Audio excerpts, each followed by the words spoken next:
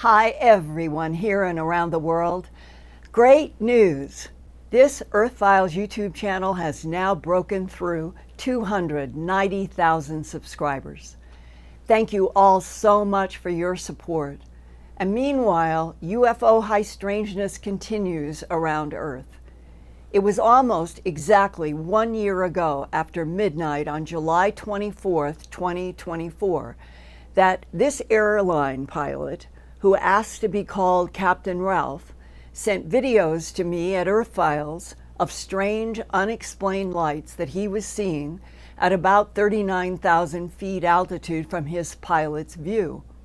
He also recorded them with night vision goggles and sent me some of his video. And that's what I shared with the Earthfiles audience a year ago at the 4th of July, 2024. Now it's 1 year later in 2025, and we are close again to July 4th. And Captain R recently contacted me about his seeing and recording more mysterious, unexplained lights moving in weird patterns. And he wonders, could the repeating mysterious moving lights at high altitudes actually be another intelligence moving in Earth skies masquerading as satellites? Going to and coming from, if you follow one of them, you'll see that they're moving from right to left, left to right, stopping in midair. There's one there moving from left to right.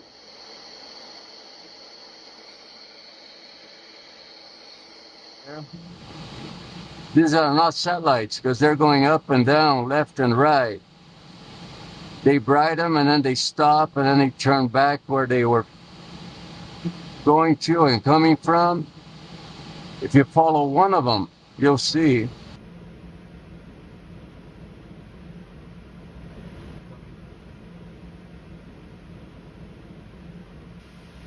There's Jacksonville right there.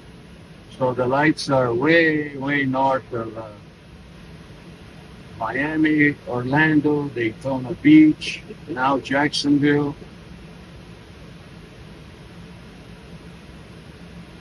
Now we only see lights maybe once every couple of minutes. Before, they were all over the place. I call air traffic control and asked them if they had anything on the radar. They said no, nothing on the radar. Well, I've been flying all my life. I started taking flying lessons when I was 13 years old, and I've been an airline pilot since the age of 18. What is your current age?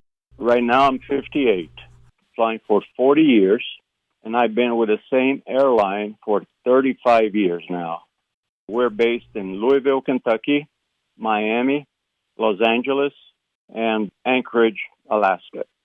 I'm based in Miami, and I fly to Louisville twice or three times a month. And we have two kinds of schedules. We have pilots who like to fly during the day and pilots who enjoy flying at night. I like flying at night. It's, in my opinion, more beautiful, and also I can enjoy my days after I wake up.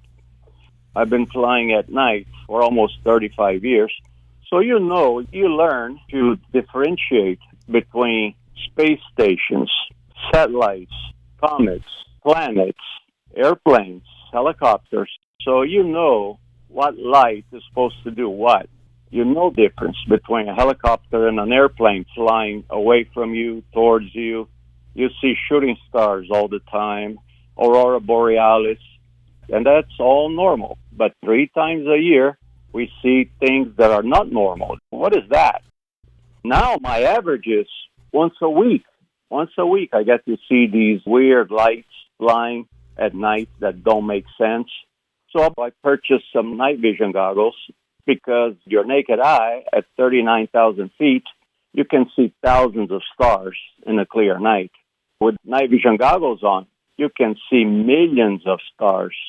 This night vision goggle I purchased has a recording device built into it. All you got to do is push a button and it records what you're seeing. These lights are not satellites. They fly on a straight line. These lights were flying straight. They were slowing down. They were speeding up. They were going up and down, left and right. They were changing colors. They were getting brighter. They were getting dimmer. One light would fly into another and then would fly up into space, changing colors from white to yellowish to pinkish. Those are not airplanes. They are not satellites. They are not Elon Musk satellites. No way. And Captain, the videos are compelling to watch. And in my own mind, I sometimes feel like I am watching something that was produced for human astonishment. But seriously, why would extraterrestrial biological entities and artificial intelligence spend huge periods of time in the sky, moving in pairs, triangles, and all of the patterns that they do? You end up, after watching everything, that's the way I feel, is who would be doing this and why? And if they are extraterrestrials, what is the point? That's a fantastic question. I wish I could answer that. I wish I could. I wonder if they're doing that to make us getting used to them. I used to see them 3 times a year. Now it's more like once a week. And no one from the CIA, NSA, DIA, DARPA, JSOC, none of those agencies have sent somebody to talk with you about your very good video. The video is definitely yours. It is not something manufactured. So I would have expected by now that some of these agencies would have sent people to talk with you about what you are filming. Well, so far, no one has got in touch with me. If they do, I'll be asking them a bunch of questions, that's for sure. And all they have to do is give me a call, and I'll show them the videos I sent you. But I know I'm not the only one who got to see them. Right. And the very fact that there are triangles, a variety of shapes, that they come into patterns, leave, go into other patterns. It's very similar to what was happening much lower in altitude on the East Coast of the United States in December 2024. At the CIA Langley, Virginia location, headlines that began to emerge all over the place about what are the drones on the East Coast of the United States. And the part that's left out is you and other pilots, I assume, were seeing all of these pairs and triangles and moving lights at that same period of time, but you were in airliners. Yes, that night I went to Boston in December. I got to see 3 lights that were not satellites, and they were not drones because they were very high and very fast. So if politicians are saying, what are these drones on the East Coast of the United States, and the government agencies that might know the answer are staying silent, and then you as a pilot with other pilots are seeing lights moving much higher, going all the way up to the 35 to 39,000 that you travel, what would be up there, which is completely different from hovering low over the CIA buildings at Langley, Virginia? Yes, I think the lights that people were seeing in Langley on the East Coast were, let's say they are as large as an automobile. The lights I was seeing from Orlando all the way to Louisville, Kentucky were enormous. I saw them for an hour and 45 minutes. I could see them in outer space. They must have been huge for me to see them for 1 hour and 45 minutes. We fly at around 500 miles per hour at 39,000 feet. So I covered about 1,000 miles to get to Louisville, Kentucky. They were probably another 1,000 miles to the north of us, and I could see them all the way from Orlando. Imagine how huge they were for me to see them for almost 2 full hours.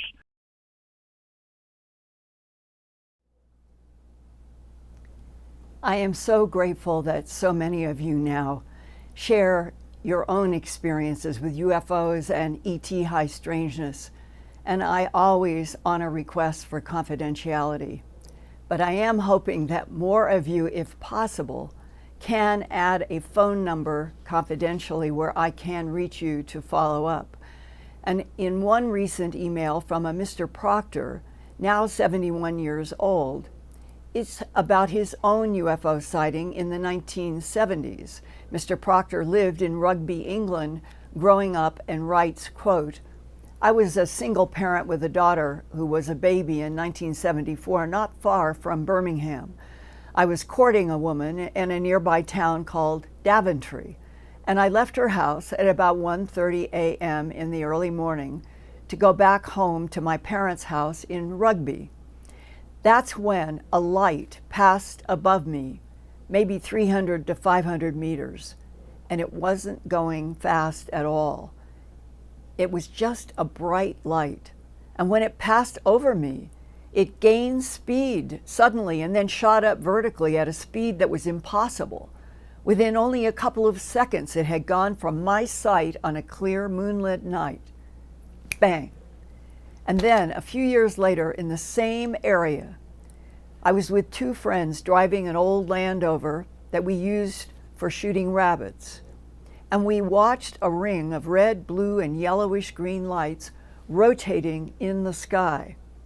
I don't know if we lost time, but we seemed to be watching those lights for approximately 2 hours. And here's the important part. My two friends then with me that night, one was a contract wire installer for Marconi satellite systems at the time. The other was working in electronics, and he was working on top secret laser stuff having to do with the development of green lasers. I wasn't allowed to know anything more, but my friend's company had invented the green lasers, they said, and the UK government took the research over basically, close quote. The implication is that those highly classified green lasers in the UK were linked to above top secret back engineering ET technology after World War II, close quote. And I want to say to my dear friend and colleague, Ian Holling, God bless you and your family with prayers, and your dad wherever he is now in the great cosmos, Ian. And have you, growing up in England, did you ever hear about the Marconi satellite systems being linked to back engineering advanced UFO technology? And welcome back to Earthfiles. Thank you, Linda. That was a great introduction. Thank you for that. And thank you again for your feelings and condolences for me and my family. Regarding, yes, I'm familiar with Daventry, that area as well, and I'm also familiar with the stories that came out for the UK in about the Marconi research.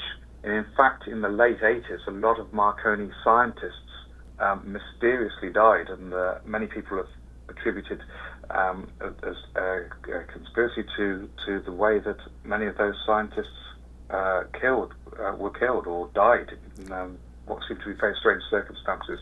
That's actually going to be the subject of a lecture in the UK on Sunday afternoon at the High Elms Manor in Watford, UK, and that is the UFO Academy conference that they have every year. So that's very interesting you make that connection. Well, Ian, yes, we are aware. Yeah, who is speaking about this? Because I think it is another connection, like Wright Patterson with one of the California bases. It's that aerospace industry and high advanced technologies since World War II have been fronted in various ways so that the different governments, UK, United States, the allies of World War II, would be able to take down, back engineer UFO technology and then develop it as a separate corporation or company. And this seems to be right in that category of what Philip J. Corso, when he wrote The Day After Roswell, the entire book is partially about exactly this. And if they knew what it was that was flying in the skies of the UK then in the from the late 40s on, why do you think it is still so classified and hidden in the United States and other countries? Seriously. Yeah, I know it's a serious question, and I've just checked. It's actually on Saturday afternoon. I've posted the link in the chat now if anybody is interested. It's ufoacademy.com, and David Griffin is actually doing the talk. The talk title is Alien Fallout, the True Background to the Bizarre Marconi Deaths in the 1980s. Yes, this really is a good link, because I knew that there had been something having to do with health impacted at Marconi, but it's been a long time from reading that. This would be a good way to catch up, and I'm wondering if you're going to be there or here, maybe what you could plan for next Wednesday is a report on what the Marconi bottom line is now from this new research. Yeah, we'll have to follow up with David Griffin and see what we can find out. I haven't confirmed at the moment, but it's on my radar for this weekend. But it certainly keeps the subject alive, and many of us in the UK are familiar with this case, these mysterious deaths, and the connection with the high technology or the hidden technology that you're alluding to there. Right, and it will be interesting tonight on July 2nd. In the chat and in our audience, are there people who might be able to contribute by sending me emails, sending you emails about their knowledge of UFO technology, perhaps in the work that they're doing today? I'm talking about the current audience, and that I'm trying very much to gather insights from people who are working on technologies that they know have been back engineered from UFOs. That's my goal. So if anybody listening tonight, and if you have an intermediary that you can reach out to Ian, reach out to Linda, it is important to include a way that I can communicate. And I think that we are at some sort of a node point, because there has been this hold on the hearings, the congressional hearings, and Ian, you have sent some information today that suggests that it may not be until the end of the summer or the fall that there might be some renewed hearing, but that something is delaying the hearings, that we thought by now we would be getting UFO hearings more often. That's right. I think that the report I sent you today was from, I think it's Senator Rounds, who says that they're hopeful to resume hearings in the next few weeks, which is very hopeful, the first hopeful sign we've had for some time now coming forward. I want to go back to the night vision goggles, etc. I don't know if you've ever had a go with night vision goggles. That's one of the questions for you tonight, Linda. Have you ever looked and used night vision goggles in the desert, as some of us have, with Melinda Leslie and co, where we've been out into the desert, after contacting the desert, and seen what they term as unknowns? One of the most fun contact in the deserts, when it was actually held on the sand in the desert in California, that a man brought some really cool viewing goggles. And I think there were, and he, and I think there were 2 or 3 other people. And for, I think, at least 2 or 3 hours, I remember it vividly, we were looking at the sky, and it was like it was just full of all kinds of moving things. And we would take the specific special goggles that he had. I never knew what they were. He might have been CIA, NSA, DIA, who knows what he was. But he had provided them, and we were all looking through them. And the more we were looking, the more incredible the sky was. I've never forgotten that.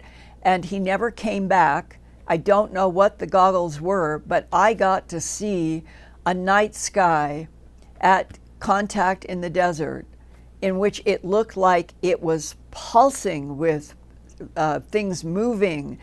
And that is exactly what Captain Ralph said, that he went and sought out the gear that he is using now that would be goggles that would be on special frequencies, and he could change them.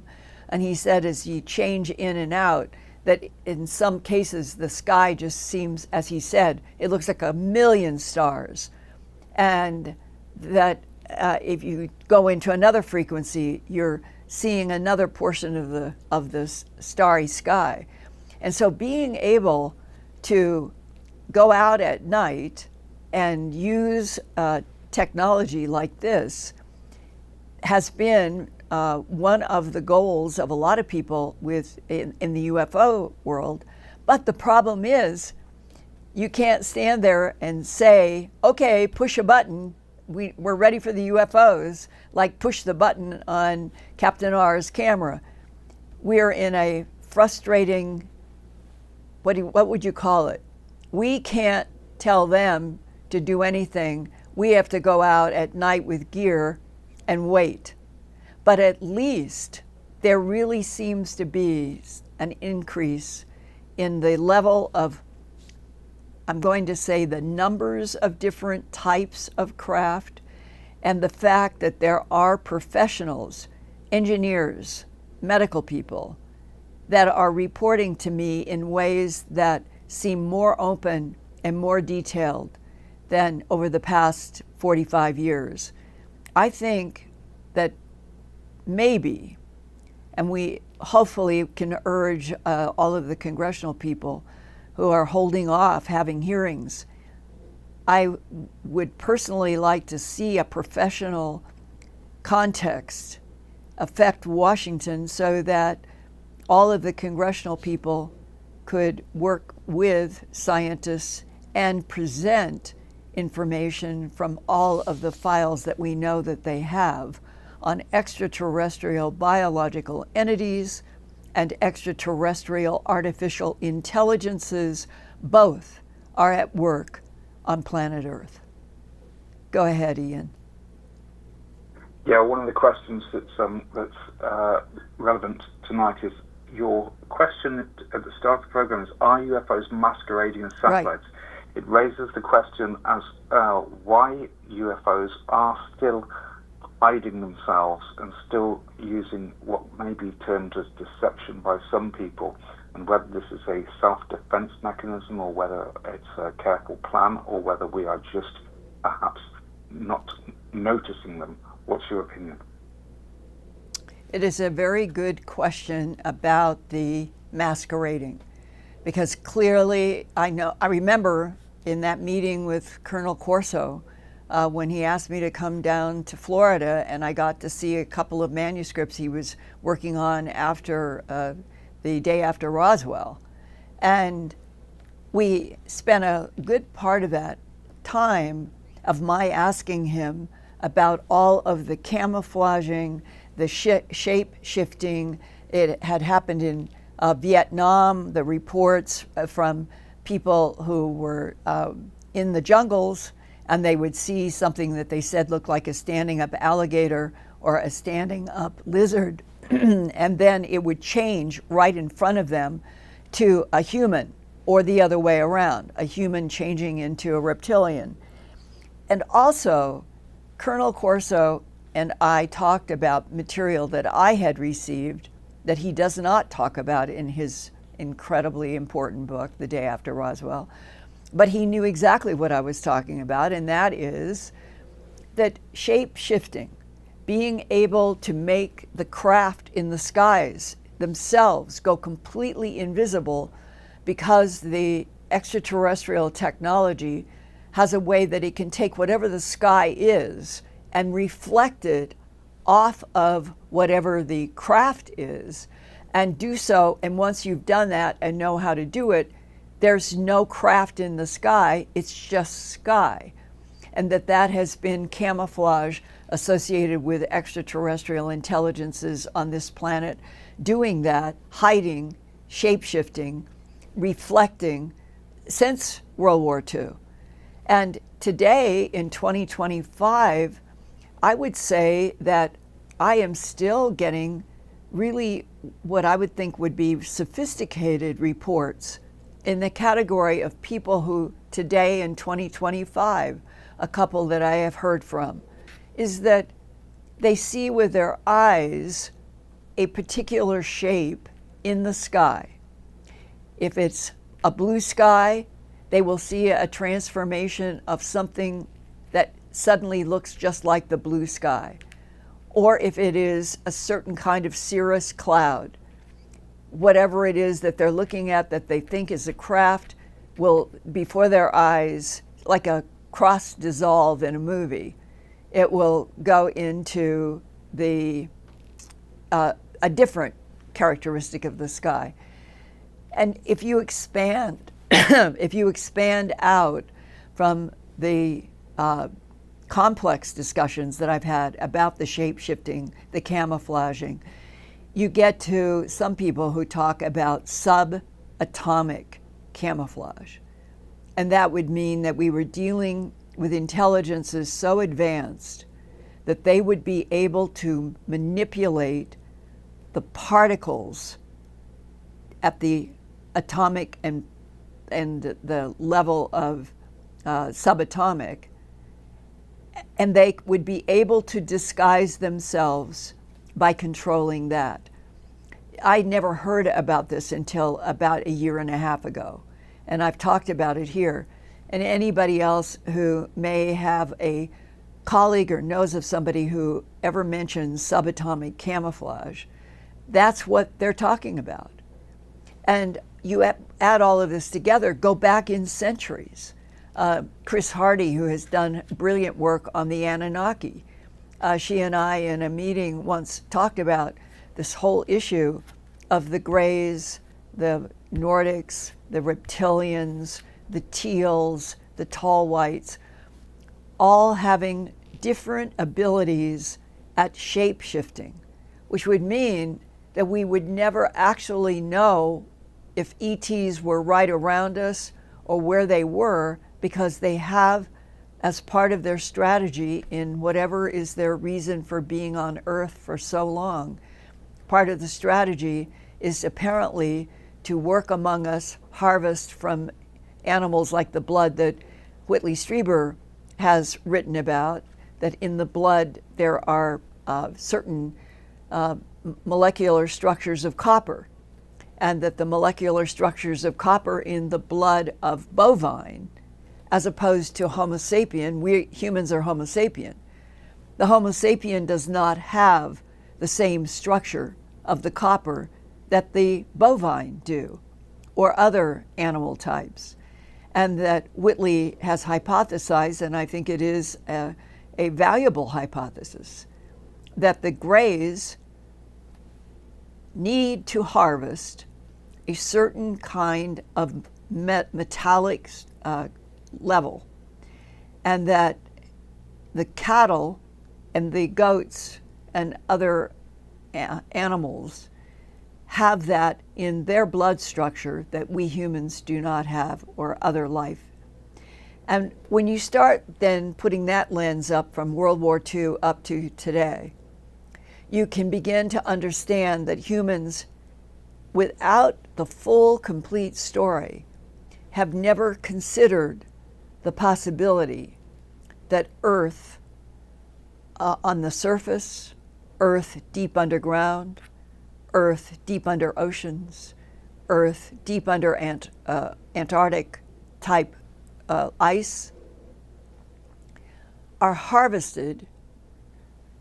There's a big wide scale of harvesting by intelligences that have been coming and going and harvesting from this planet and many other planets for millions of years. And we're at the baby step stage of trying to finally open up the truth. We're not alone in this universe. We never have been. It's teeming with consciousness. It's starting to be one of those things that different magazines now are enticing people to open them up with. We now can see the possibility of other dimensions with other universes in those other dimensions. And that means that the cosmos that we're in right now is only a part of a whole greater, more complex universe. I find that exciting. I find that compelling as one of the reasons to study everything that you can in order to understand all of these different reports that come from people, whether they're military, whether they're doctors and some sort of a science and they're studying genetics, whatever it is. It's the most complex of subjects. And I don't find it something that's scary. I find it exciting. And I wish that this Earth could be made to go through a transition where we could all become investigators of other life forms. And I wonder in the chat now, how many of you feel excited about being introduced to and learning about ETs as opposed to afraid? How many of you are excited and want to know? I would like to see how many of you reply. Yeah, if Eric can perhaps help us put up a poll there, we might be able to poll our current audience who are, let's say we've now got 1,300 people watching, and I'm not sure how many people are actually in the chat but could partake in that. We invite everybody, by the way, to join in the chat, a safe space to discuss your own experiences and others. So let's just put that question out again, that those who are most excited about actual communication and those who are perhaps afraid. How would you word it, Linda?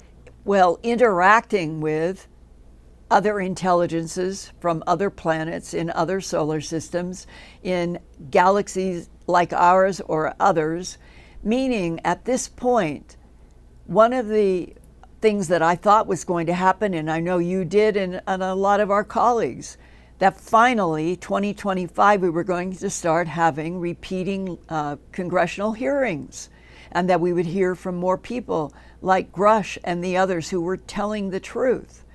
And instead, everything seems to be kept being put off. And you read some comments that they may not open up the hearings as freely as they did before, and you want to scream, why not?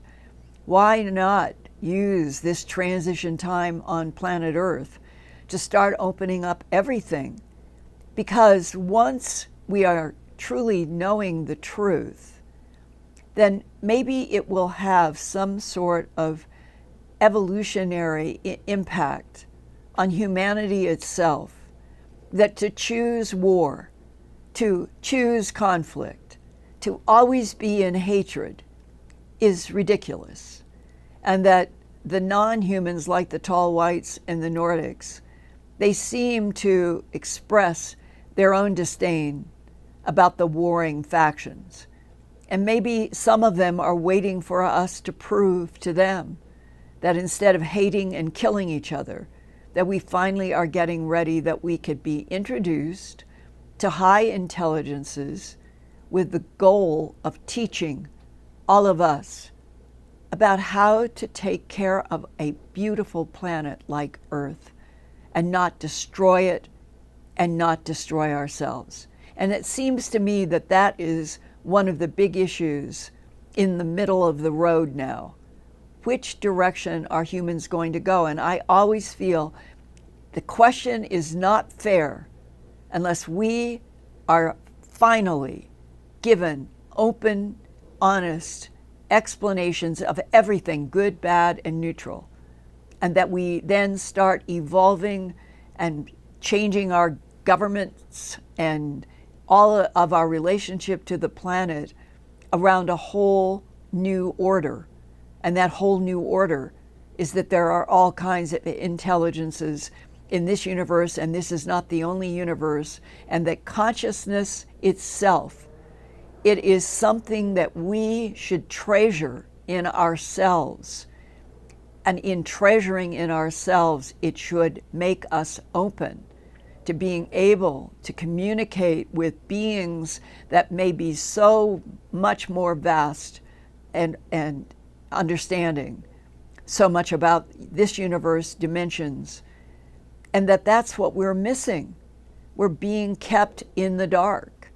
And that's where the hearings, if they would just keep going with the hearings, even if they're not telling everything, wouldn't it make you feel like you were still now suddenly a part of an opening introduction to a truth that should never have been suspended from human history? Do you feel that, Ian? That's right. It's the continuation. I wanted to bring you the quotation here that I was reading earlier up at News Nation, where U.S. Senator Mike Rounds from South Dakota told News Nation's Ross Coulthart that he plans to reintroduce the UAP Disclosure Act legislation that could push the federal government to release files and records related to unidentified anomalous phenomena. A stripped-down version of the original amendment was previously passed as part of the annual Defence Policy Bill, but the iteration mixed several key provisions that were expected to lead to more transparency. And Round said that he and Senate Minority Leader Chuck Schumer intend to move forward once again with the initial UAP transparency effort as lawmakers begin working on the annual National Defence Authorization Act in the coming weeks. That's all we have on that at the moment, but at least that puts it back in the spotlight for a moment. Well, it's sad that it was derailed, but let's cheer if they can get the hearings coming back, making us all feel as part of the United States of America, that we are not going to be hiding and making secret and punishing people who have information about extraterrestrials, which is a fact, and our government has known it since World War II. And it is way past time that no matter how complex it all is, we should be introduced and taught. And I think it could be way more exciting than not.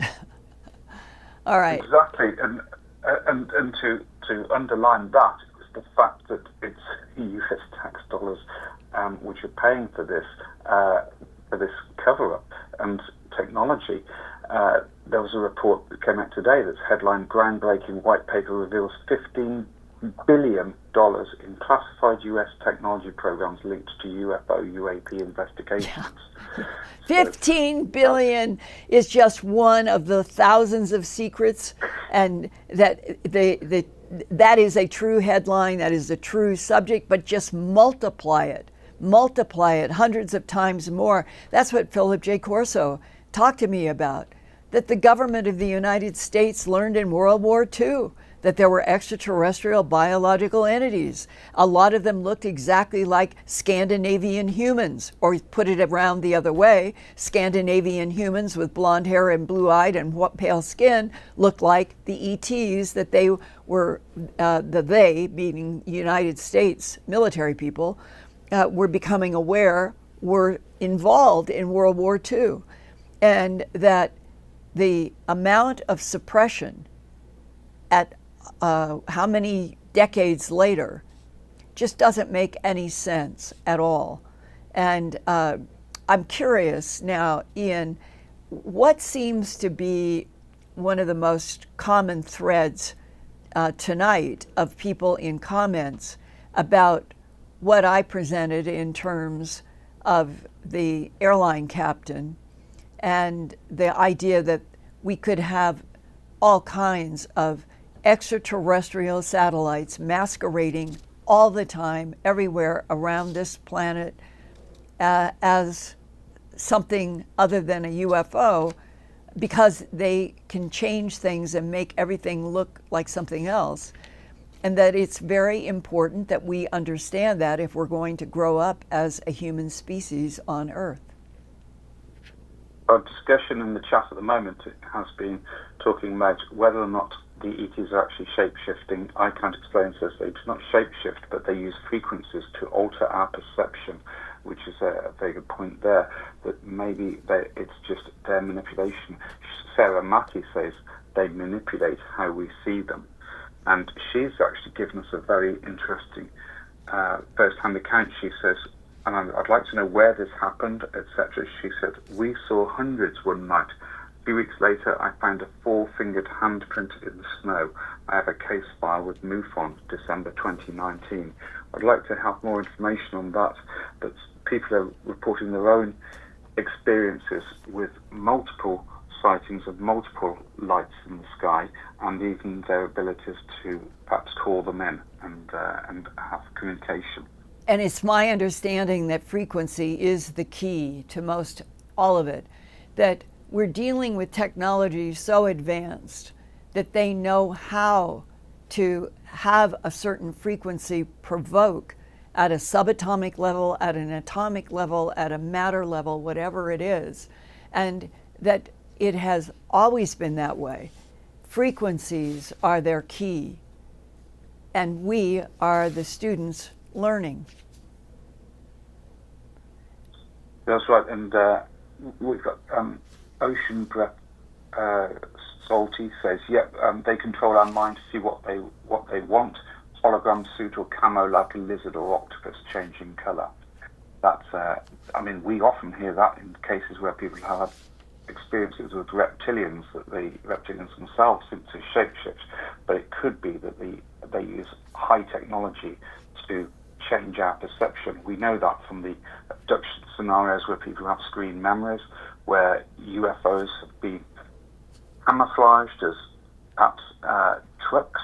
I've got several cases that I've investigated where they seem to be trucks on the highway, or police cars, or different types of vehicles, and even houses and buildings. One experiencer even related to me how she thought that she was going to a large Starbucks, and that was actually probably a screen memory, right, judging by the other events that took place. Right, and that ability to manipulate human minds, it has always been there in the UFO field, and today it's very clear from new papers that get published in various magazines, whether it is sophisticated physics or UFOs, has to do with the ability of using frequencies to communicate telepathically, frequencies to shapeshift, frequencies to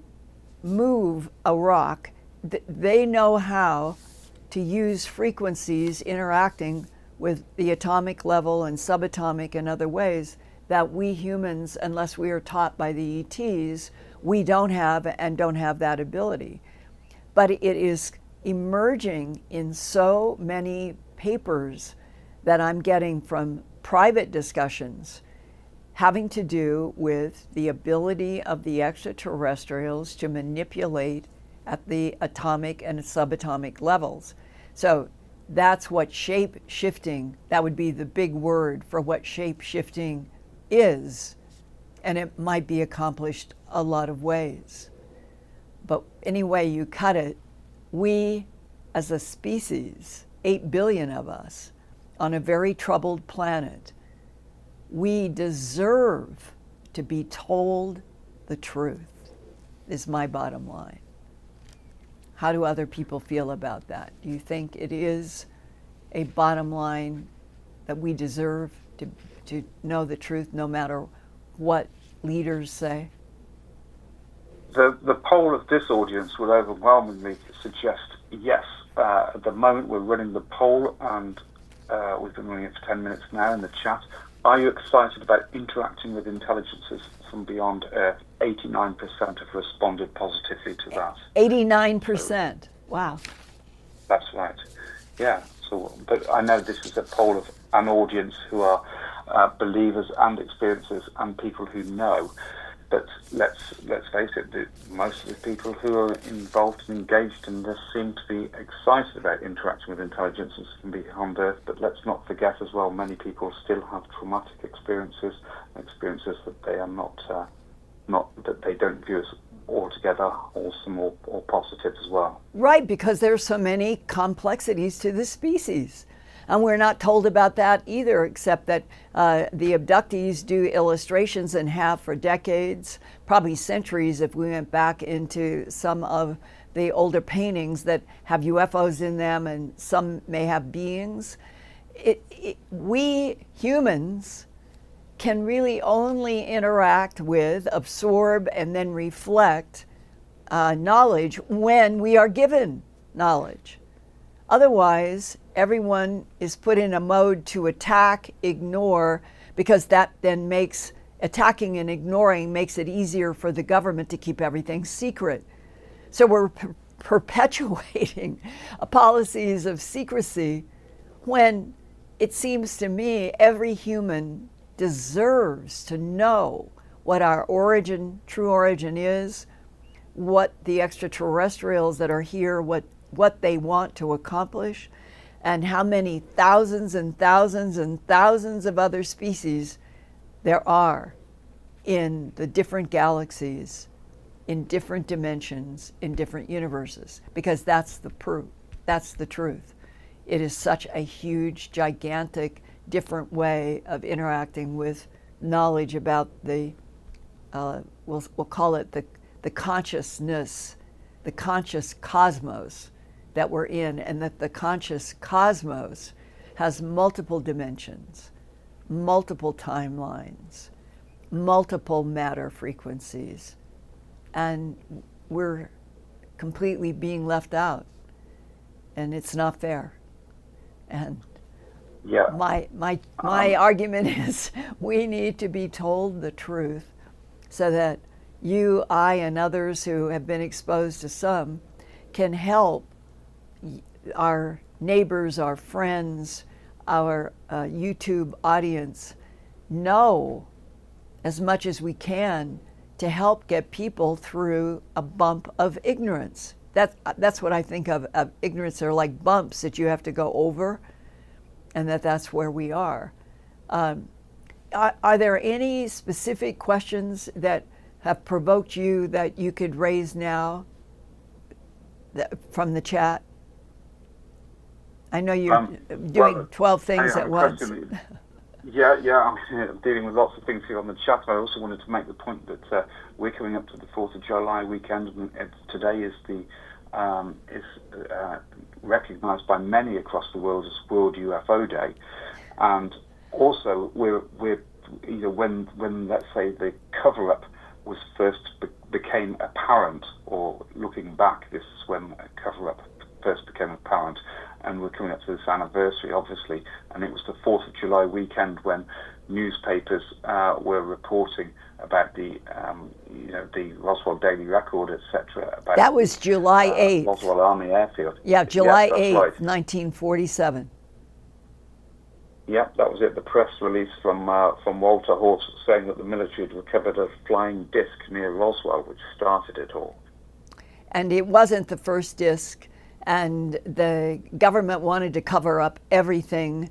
And Philip J. Corso, the day after Roswell, I recommend that so highly to everybody, because he was one of the few voices who was trying to show how many layers of manipulation were ongoing since World War II, when our government discovered for the first time that there were extraterrestrials, that they were up against very complex technologies they didn't understand, and that in the decades since World War II, and what Colonel Corso tries to show the reader in his very, very good book, The Day After Roswell, I recommend it to everyone. When we met, and he wanted to show me a couple of other manuscripts he was working on, and unfortunately he died before they came out, he personally thought that the entire Earth population could benefit reducing war, reducing human hatred, all of it could be reduced highly if all of the governments of the world told the truth. I think he was absolutely right. We talked about it a lot.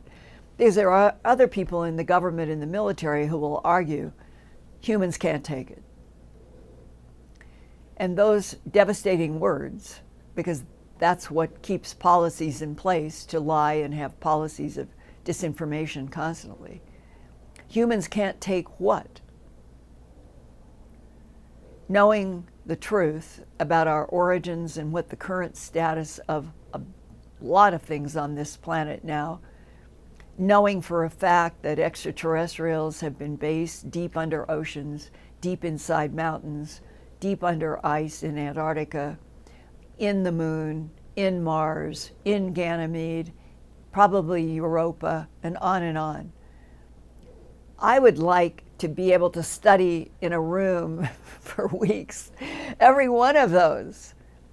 And there are thousands of new beginnings and new learnings if we would just get over this huge bump in the road where the politicians and the oligarchs are afraid that their money political system will be upset if they tell the truth. And how do we get out of that? Anybody have any ideas now? Well, we'll see. We'll go back to the chat in a moment. I'm just looking at some people sharing their own personal experiences. Tyrone Shule said he was abducted but can't remember anything about it. He says he woke up or came to, and the girl he was with started screaming what happened to us and ran to the car and drove out of the park. Well, a park is often a venue where people are abducted from. Some people find a compulsion. I've heard several cases in the last few weeks, and I've looked into park cases where people have said that they felt a compulsion to go to a certain park at a certain time, or with somebody, or to meet somebody there, and that's turned into a UFO event. And Tyrone Shoelace is relating a very similar case here of, again, classic case of what seems to be missing time. And what's also important is when people have abduction cases where there's multiple people involved, because that also enforces that something real did happen. It wasn't just one person having an isolated experience. And it's very interesting when two people can share those experiences. Unfortunately, as we know, often this breaks friendships, and people are somehow never talking about it again, or strangely drift apart and lose interest with each other after these events. Again, this is probably part of the mind manipulation of the phenomena. I know that no human or other being in a fair universe would want to be abducted. I don't want to be abducted. You don't want to be abducted. No one wants to be abducted. But it is interesting when I think back to some of the discussions I had with Dr. John Mack at Harvard, sometimes with Bud Hopkins, and those of us who, from the 90s on at least, we met each other a lot and talked about work. And that one of the constant hold up, we'll never get past abductions. You can't open it up to the public because of the abductions. It's too scary. Well, I think that the last 1990s up to 2025 has shown that there are more people who are interested in writing about their abductions than running away in fear. And we seem to be evolving, at least along a path in which the abduction is now considered part of the, we'll call it the communication between some of the non-humans and humans. Well, what happens in abductions? I've done An Alien Harvest, Glimpses of Other Realities, Volume 1 and 2. Those books are over 1,000 pages, those three alone. Mysterious Lights and Crop Circles, illustrations, photographs. And one of the things that I've always left a lot of the interviews of great depth with illustrations, with abductees, thinking, in some ways, it comes across that the abductors, the abductees, that they are concerned about the fear, that they are trying to get something done like a doctor's appointment.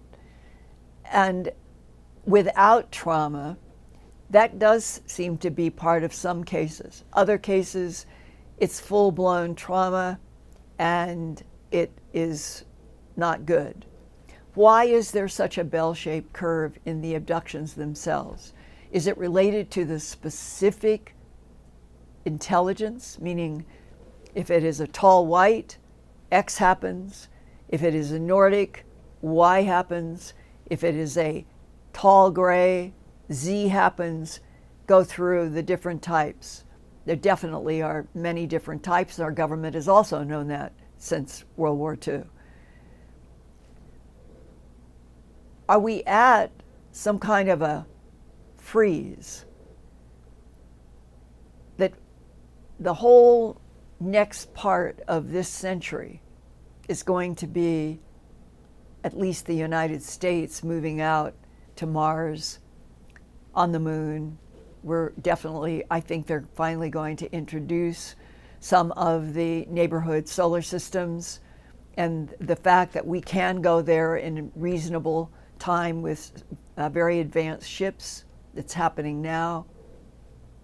And if you're in a neighborhood of solar systems, then the emphasis of the Earth and the Earth alone and what happens here is shared by being introduced to a lot of other consciousnesses and solar systems. And once that happens, it seems to me that there would be a change, a shift in the relationship between, if there is a medical reason, if there is a survival reason, whatever is the reason for the abductions, what is that same parallel question to the animal mutilations, which is clearly harvesting from the blood and from the fluids of those animals. And Whitley Strieber has the hypothesis that it has to do with nutrition of the specific copper. All of this, in terms of detail, we have no proof. And that's what we need to be told the truth and shown some proof and start understanding the big picture. And if we understood the big picture, or at least some of the truth, it might be that we're at a evolutionary, revolutionary time where on Earth, in this particular solar system, with its particular moon and Mars and Ganymede, it may be that it's very important for the survival of Earth life, including humans, to be introduced to other life forms who, if they can be present here, might get us through a very difficult future that might involve micronova of our sun. It's a whole other big story, and it's too much to go into now.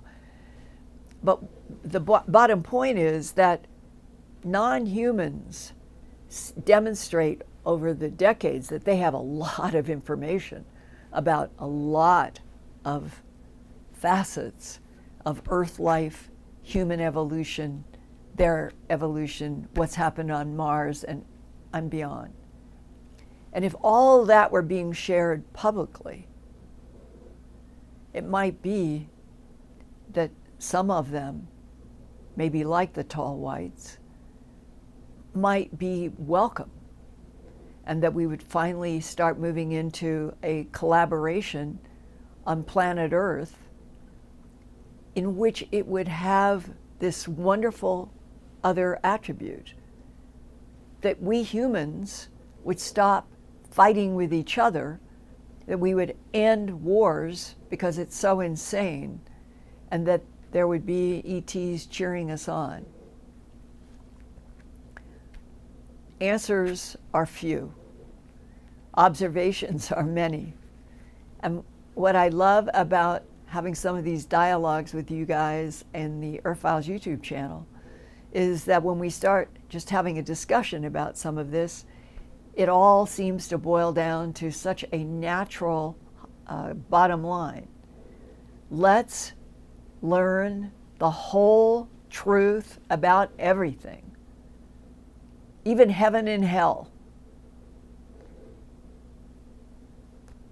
And maybe we'd make it to the next century, alive, evolving, and no one starving, no one being shot by bullets, no one being hit by gravity manipulation weapons, that we could be on a beautiful planet, Earth, without violence. Wouldn't that be something?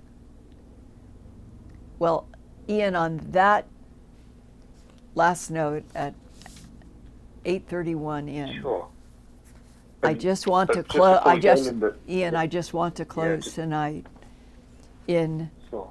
this time on Earth that I'm talking about and wishing that we could get to faster. It's clear that it's increasingly difficult to survive for so many stranded humans and wildlife. Our planet is changing. And I keep these words from an unknown author in front of me, taped to my desk. I read them every day, and they comfort me, and I hope they will comfort you. When you come to the edge of all that you know, you must believe in one of two things. There will be earth upon which to stand, or you will be given wings. Close quote. Author unknown, sent to me years ago. And it's never, ever been anywhere but taped to my computer to read those words every day. And I hope in sharing them with you that it will give you some comfort, and that we could continue to evolve these discussions at the Earthfiles YouTube channel without fear, and that those of you who have had interactions with non-humans, that this is a safe place to communicate, illustrate, and if you can, give me a confidential phone number so I can talk with you on the phone. And I want to also thank my dear colleague, Ian Halling, and pray that his father, who passed, is in a dimension where he is happy, Ian, and that you will see him again in another frequency. And the same for all of us humans. I hope we evolve to seeing our full potential without war, without violence. That is something to live for. See you next week.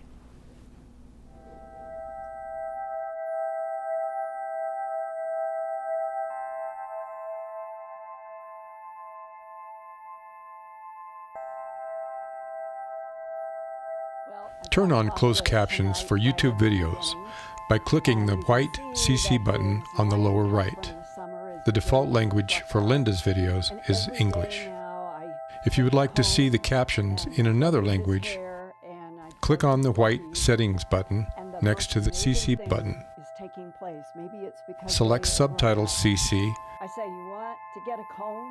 and then select Auto Translate. Select a language, and the captions will now appear in that language. Sort of gone through, and they will hold their heads. I never had a cat do that before. And they'll pull against the comb, helping me get out snarls. And I think it's the best they've ever been.